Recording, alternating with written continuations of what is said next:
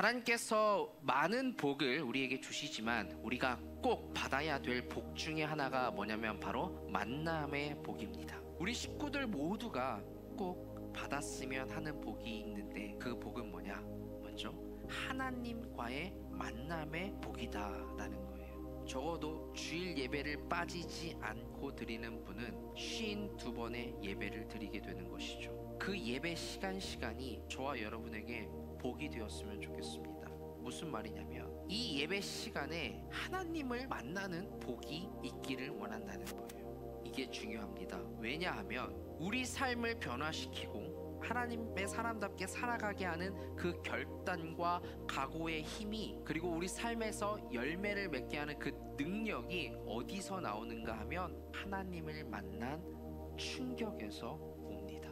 다시 말해 하나님과의 만남의 충격이 없다고 한다면 우리 삶엔 변화도 능력도 나타날 수가 없습니다. 그래서 예배 시간에 하나님을 꼭 만나야 합니다. 기도자의 준비가 매우 중요합니다. 대표 기도자의 기도 준비는 나를 위한 게 아니에요. 온 교우들이 내 기도를 통해서 하나님을 만날 수 있는 기도로 정성껏 준비하고 기도를 해주셔야 되는 거예요. 찬양팀도 마찬가지입니다. 함께 드리는 이 찬양을 통해서 온 성도들이 하나님을 만날 수 있게 하는 찬양이 되도록 앞에 서신 분들은 표정, 태도, 자세, 음정, 멜로디, 화음 다 그렇게 하나님께서 사용하실 수 있는 쓰임받는 그런 도구가 되는 시간이 이 자리에 서는 시간인 거예요. 그래서 어떨 때는 이 설교보다 찬양과 대표 기도자의 그 기도에 은혜 받는 식구들이 생길 수도 있는 거예요. 왜요? 예배의 핵심은 하나님을 만나는 것에 있기 때문입니다. 그러니까 우리가 남편과 자녀들 혹은 아내, 가족들, 내가 교제하는 그 사람을 위해서 내가 기도할 때 기도를 좀 지혜롭게 할 필요가 있는 거죠. 내가 그 사람을 애써 변화시키려고 하는 것도 한 방법 중에 하나겠지만 한번 이렇게 기도를 해보는 거예요. 하나님, 지금 드려지는 이 교육부의 예배 시간에 내 자녀를 한 번이라도 좀 만나주세요. 오늘 드려지는 이 예배 시간에 내 남편과 내 아내, 내 사랑하는 친구들을 좀 만나주세요. 멀리 떨어져 있는 고국에 있는 가족들, 하나님 그 예배 자리에서 한 번만 만나주세요. 여러분, 그러면요 하나님께서 그들을 만나주시자면 그 어떤 일보다도 더 큰 놀라운 일들이 그 인생들 가운데 일어날 수 있는 겁니다. 생각해보세요. 여러분, 누군가를 변화시키는 일은 굉장히 어려운 일입니다. 사람을 바꾼다는 것은요 얼마나 어려운 일이에요. 그런데 성경을 보니까 하나님을 만난 사람들이 있네요. 하나님이 그들을 톡 건드려만 주셨더니 그들의 생각이 바뀌고 그들의 태도가 바뀌고 자세가 바뀌더라는 거예요. 이사야가 성전에서 하나님을 만나니 하나님을 만난 충격 단 한 번으로 그가 소명을 얻고 그 인생의 방향이 달라집니다. 사마리아 여인이 우물가에서 예수님 한 번 딱 만났더니 그 인생의 방향이 완전히 달라지더라는 거예요. 그래서 여러분, 나의 사랑하는 사람들이 하나님을 만나길 기도하셔야 돼요. 그리고 여러분이 그렇게 기도할 때에 여러분에게 그 기도의 내용대로 응답되는 역사가 꼭 있기를 주님의 이름으로 간절히 축원합니다. 아멘. 두 번째, 하나님께서 부여해 주시는 복을 받을 때 꼭 받아야 할 복 중에 하나가 뭐냐면 하나님의 사람을 만나는 복입니다. 이게 왜 중요한지 오늘 열왕기하 본문을 통해서 함께 나눠보도록 하겠습니다. 오늘 본문의 이야기는 고대 근동 지역의 나라 중 하나인 아람, 그 아람이라는 나라의 군대 장관이었던 나아만이라고 하는 사람이 나병에 걸렸는데 이런저런 과정을 겪고 그 나병이 나았다는 이야기입니다. 나병이라는 것은 절대 고칠 수 없는, 몸에 피어나는 곰팡이, 오늘날 같이 뭐 스테로이드나 강력한 피부 질환을 치유할 수 있는 연고가 있던 시대가 아니잖아요. 먹는 약이 있던 시대가 아니에요. 절대 고칠 수 없는 불치병이다. 그런데 14절에 나아만이 하나님 덕분에 그 병을 고치게 되었다. 오늘 저와 여러분이 주목하려고 하는 것이 뭐냐면 고칠 수 없는 그 병이, 그 문제가 나만의 믿음 때문에 고쳐진 게 아니라는 겁니다. 이야기를 곰곰이 더 곱씹어 읽어보면은요 오늘 본문에는 나만의 믿음이 요만큼도 나오지 않습니다. 근데 천만다행스러운 게 있는데 바로 그에게 좋은 사람들이 곁에 있었다는 겁니다.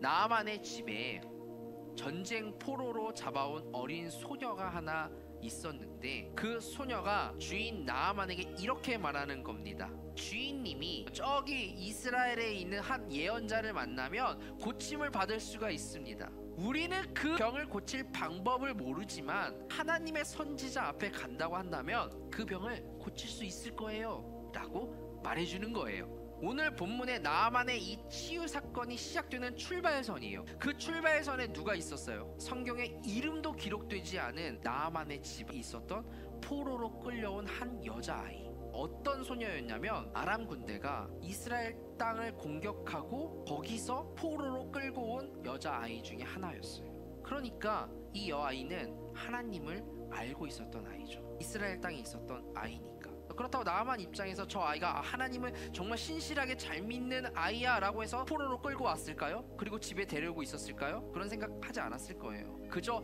이 아이가 일을 잘하고 똑똑할 것 같으니까 곁에 두었을 거란 말이죠. 전적으로 하나님께서 그 아이를 나아만 곁에 두게 하시는 거예요. 하나님께서 그 어린 소년을 나아만의 인생 가운데 만나게 하신 거라고요. 그게 나아만의 복이었던 거죠. 하나님께서 우리를 축복하시는 방법이 있는데 그 방법 중에 하나가 뭐냐면 바로 우리 곁에 어떤 하나님의 사람을 두신다는 거예요. 그래서 내 옆에 어떤 사람이 있는지를 지금부터라도 한번 좀 살펴보자 된 거예요. 그리고 하나님 앞에 기도하는 거죠. 하나님, 제 옆에, 제 곁에 하나님의 사람을 허락해 주세요. 나아만 장군의 가정에 이 작은 어린 소녀가 없었더라면 나아만은 모든 것을 할 수 있는 권력과 힘을 가진 사람이었겠지만 그 모든 것을 가지고서라도 해결할 수 없는 그 문제, 그 병을 고칠 수 없었을 거란 말이죠. 또 나아만이 자존심 상해가지고 확 돌아서려고 그냥 가려고 하는 순간에 그 곁에 누가 있었습니까? 그래요, 나아만의 종들이 있었어요. 나아만은 높은 지위에 있었습니다. 지식이 많고 권력도 용감하기도 하고 그런 나아만이 깨달을 수 없었던 아주 단순한 진리, 그냥 요단강에 들어가면 되는 그 진리를 깨닫지 못했어요. 그런데 그 단순한 사실을 누가 깨달아요? 당시에 비천해 보이는 종들이. 하나님께서 나아만을 위해 그 부하들을 곁에 둔 거예요. 그러므로 이 시간 간절히 축복하기는 저와 여러분 곁에 있는 그 하나님의 사람의 지혜를 깨닫는 일이 있기를 주님의 이름으로 축원합니다. 아멘. 설령 내 곁에 있는 사람이 나보다 배움이 적다 해서 또 많이 가지지 못하고 했다 할지라도 그 사람이 하나님의 사람이라면 그 말에 기울일 필요가 있는 거죠. 생각해보세요. 엄마 아빠가 막 엄청나게 고성이 오가면서 싸우고 있는데 거기서 어린아이 뭐 한 5살, 6살, 7살 난 아이가 엄마 아빠 싸우지 마 라고 했을 때 여기서 지혜자가 누구예요? 그 순간 보낸 하나님의 사람이 이 아이인 거예요. 그 아이가 무슨 박사 못 쓰고 등장했습니까? 아니잖아요. 배움이 많아서? 아니에요. 그 문제와 그 갈등을 그 순간 그 아이를 통해서 해결을 할 수 있는 거예요. 나보다 신앙이 너 교회 다닌 지 얼마 안 됐잖아. 내가 너 말을 왜 들어야 돼? 이게 아니라는 거예요. 그 사람이 기도하고 있는 사람이라면, 그 사람이 하나님의 사람이라면 하나님의 사람이 말한 그 지혜를 깨닫는 은혜가 우리 가운데 있어야 돼요. 우리 옆에 수많은 사람들이 있습니다. 근데 그 중에 정말 하나님을 사랑하고 하나님의 사랑을 받는 사람은 누구인가? 그리고 나도 누군가에게 그런 사람이 되어주고 있는가를 우리가 생각해 봐야 된다는 거예요. 말씀 정리해 보려고 합니다. 우리가 하나님을 믿으면서 예수님을 믿으면서 받게 될 많은 복들이 있어요.